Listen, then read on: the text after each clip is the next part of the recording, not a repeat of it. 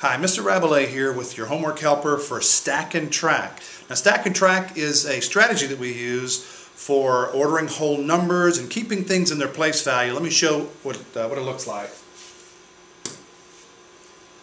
When you're trying to decide how to order whole numbers from least to greatest or greatest to least, one thing we ask the kids to do is draw a railroad track. So we call it stacking and tracking. Stack them up so that you can get a good view of what the place values are. So for example, I have this one here drawn with some railroad tracks, and now we can take a look at the first place value here, the thousands place, and of course they're all tied. So we have to go to the next place value.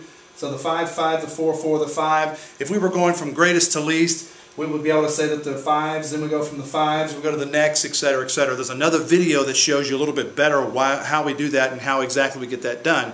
What I wanted to emphasize in this is stacking and tracking as a way to evaluate numbers and to order whole numbers. It also works with money or with decimals. So you can do that, and the important thing is to keep the decimals right in a row because there are place values. Hundredths, tenths, that's 10 cents to the right of the decimals there with hundredths, tenths, the ones, the tens, etc., etc. You can stack and track decimals.